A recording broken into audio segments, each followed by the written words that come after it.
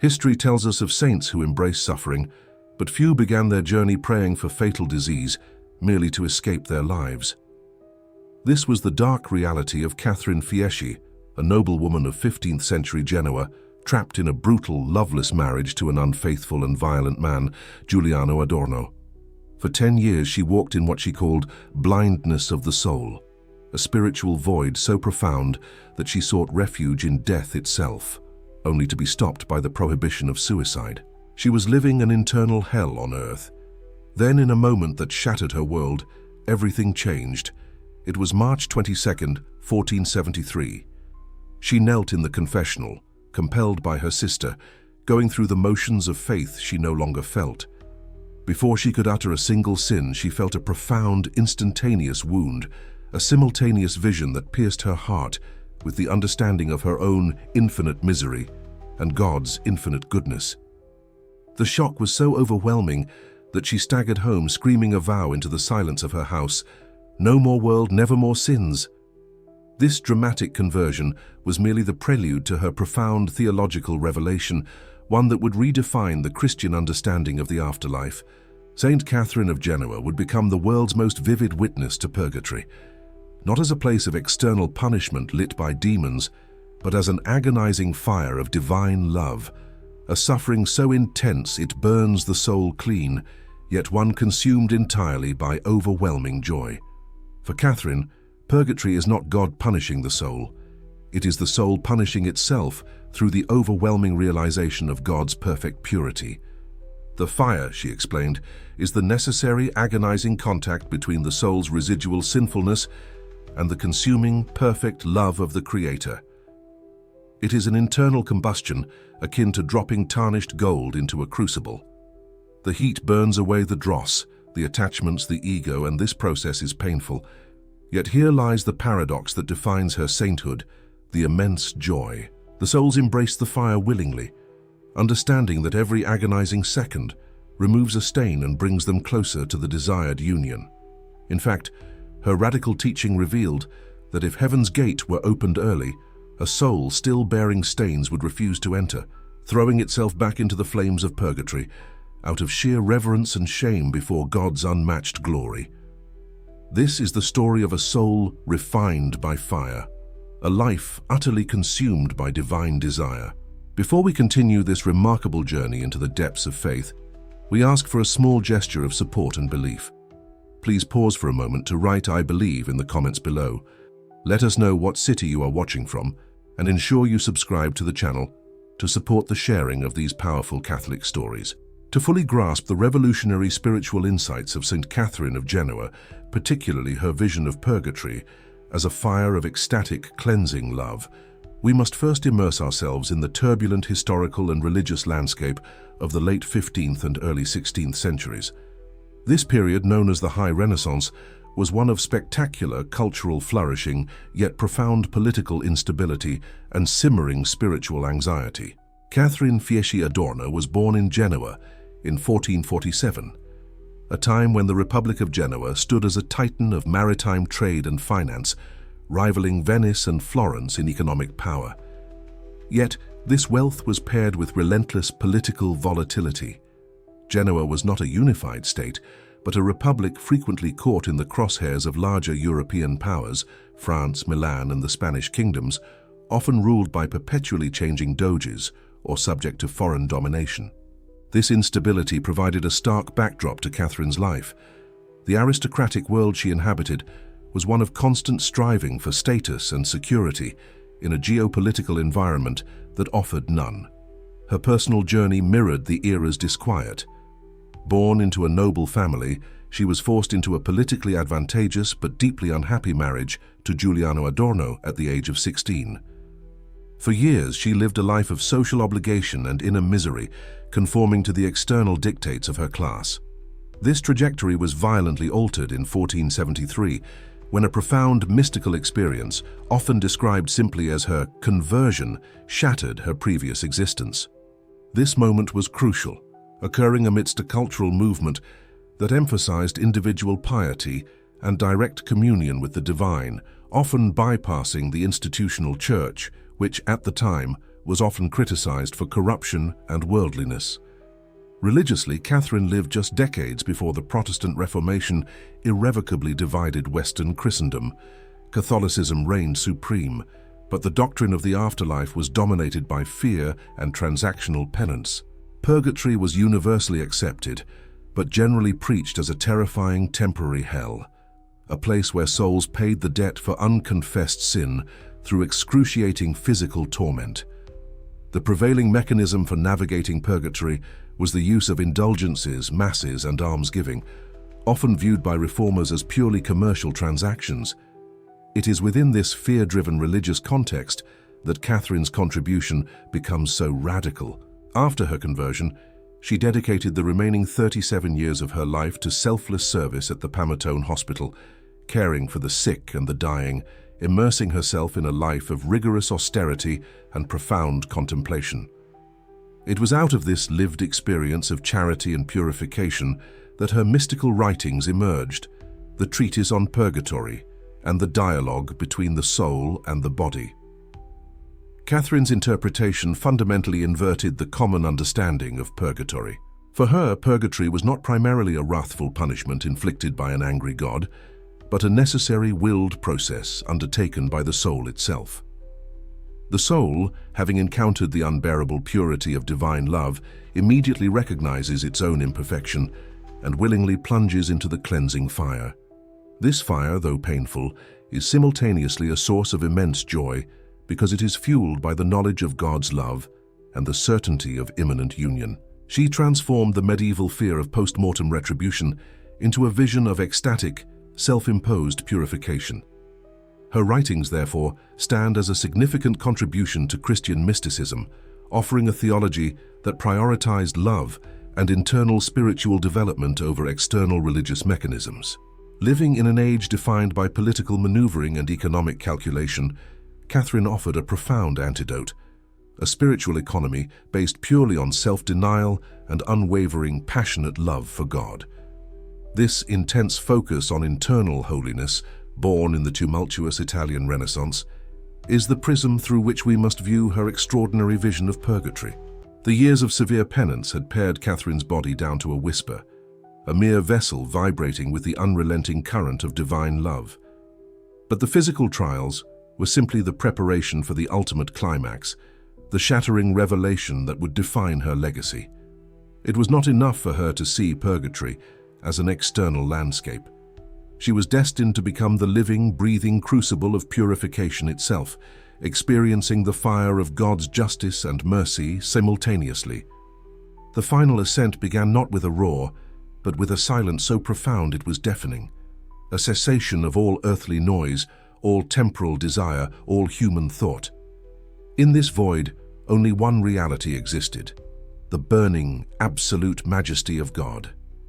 The distinction between her soul and the purifying agent dissolved.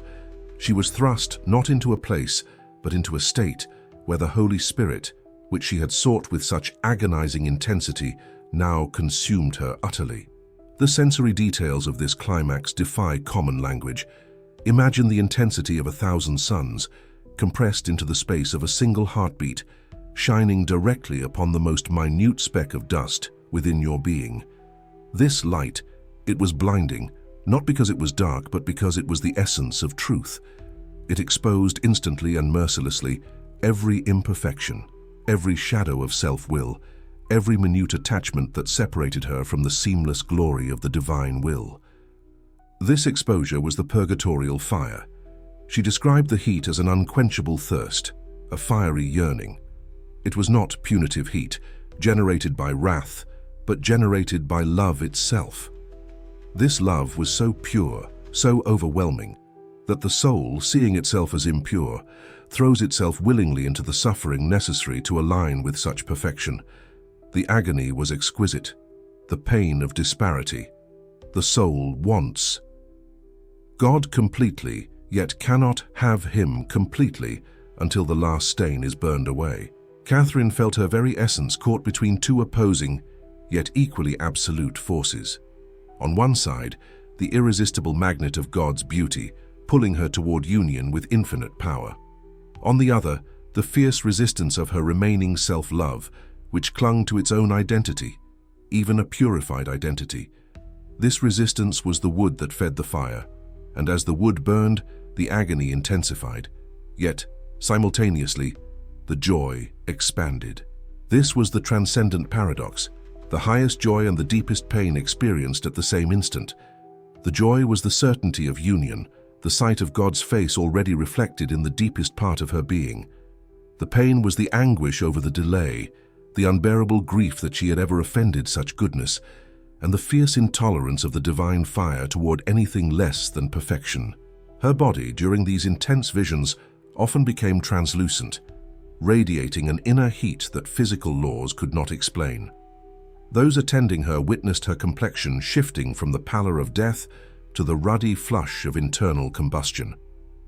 Her voice, usually soft, gained a resonance of profound authority, speaking not her own words but echoing the dictates of the divine will, explaining the mechanics of purgatory with staggering psychological precision, long before the Church formally defined many of these subtle spiritual laws. She saw that the soul in purgatory does not look out at a punishing fire, but in at its own state of grace and imperfection, and this internal gaze becomes the fire. It is a willing, active participation. The soul, having been freed from the body, understands perfection and demands it of itself. To stand before the mirror of God's absolute purity, knowing you are capable of that perfection, yet retaining the slightest flaw, is the ultimate suffering. But this suffering is embraced with ecstasy, for it is the direct pathway to the beloved. The climax culminated in a state she called the embrace of the divine fire. The moment came when the last vestiges of self were incinerated. The resistance ceased, the separation ended. Catherine was no longer merely seeing purgatory. She had become so perfectly attuned to God's will that her soul operated only according to His law of perfect love. She moved and breathed in the world, yet her spirit resided in the relentless, purifying flame of the divine presence. From this point forward, her life was less about human action and more about mystical radiation. Her words, transcribed by her confessor, became the definitive treatise on purgatory.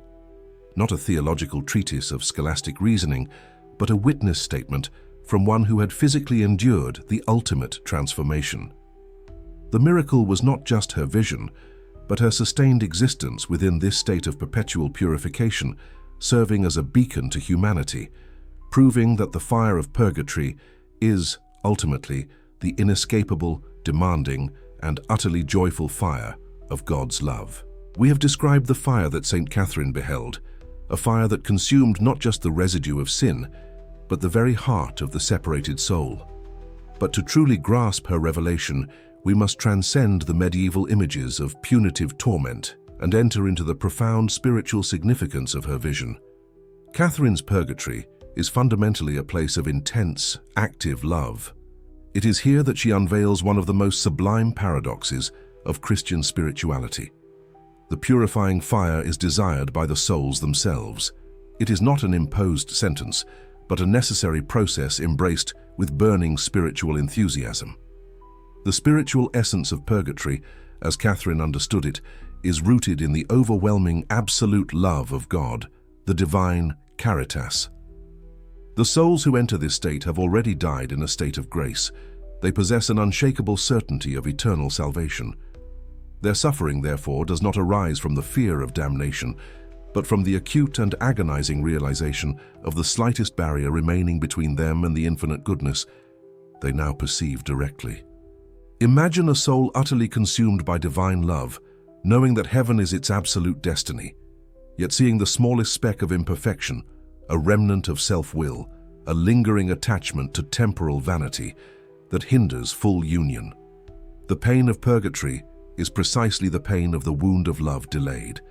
It is the suffering caused by the soul's inherent purity, demanding its own total perfection. Catherine articulated this beautifully, stating that the pain of the soul comes from seeing God clearly while simultaneously understanding its present incapacity to merge fully with Him. This internal vision creates a purifying anguish far greater than any external fire could inflict. The fire of purgatory, then, is truly the manifestation of divine mercy, burning away the dross not out of anger, but because impurity cannot endure in the presence of perfection. Yet within this immense suffering, Catherine finds the corresponding, almost contradictory joy. How can pain and joy coexist so completely? The joy stems from two primary sources. First, absolute certainty. The soul in purgatory knows that it cannot sin again. Its will is irrevocably fixed upon God. It is already tasting the fruits of salvation, even as it endures the final stages of cleansing. This assurance brings a peace that surpasses earthly understanding. Second, the joy is derived from the cleansing process itself. As the soul watches the barrier of self-love diminish, it feels an ever-increasing, tangible infusion of God's love and light. The intensity of the fire is matched by the intensity of the spiritual delight derived from knowing that one is swiftly approaching the fulfillment of one's entire existence. The deeper the cleansing, the closer the union, and thus the greater the internal joy. The suffering and the ecstasy become two sides of the same sacred coin. Saint Catherine of Genoa transforms purgatory from a terrifying annex of hell into a vibrant antechamber of heaven, a place where divine justice and divine mercy become utterly indistinguishable. Her vision provides a profound spiritual model for our lives here on earth, the willingness to undergo purifying suffering now, recognizing that all true pain endured in love is simply accelerated bliss. Her legacy is one of hope, teaching us that the ultimate fire is nothing less than the searing, irresistible heat of God's own transforming love, fixing us permanently within His eternal gaze. So we conclude our journey through the fiery love of Saint Catherine of Genoa. Her mystical insights offer us one of the most compelling and transformative views of the afterlife ever recorded by the Church. She did not merely describe suffering. She unveiled the process of purification as the necessary surgical application of God's perfect, consuming love. The paradox Catherine illuminates is profoundly radical. The fire of purgatory is not punitive in the harsh sense, but entirely purifying. The agony experienced by the souls is not imposed from the outside, but stems from the soul's own intense divine desire, the joy, which causes excruciating pain, because any remaining impurity acts as a barrier, separating it from the infinite good. The greatest suffering is the self-awareness of stain and the consequent delay in union with God, yet this suffering is entirely sustained by the absolute certainty of arrival. Catherine's revelation fundamentally shifts our focus. Purgatory, seen through her eyes, becomes a radical act of divine mercy, a final preparation where the soul actively consents to be rendered beautiful enough for the beatific vision. She teaches us that holiness must be desired so fiercely that the slightest stain becomes unbearable to the soul itself, driving it willingly into the refining flame. Ultimately, Saint Catherine of Genoa calls us to live our purgatory now, to embrace the refining fires of conversion and sacrifice in this earthly life, driven not by fear of future punishment, but by an overwhelming, passionate love for the divine bridegroom. Her legacy is a powerful testament to hope, a reminder that the pain of purification is merely the joyful labor of a soul rushing home. May we carry this certainty in our hearts, striving for the immaculate love that defined her vision.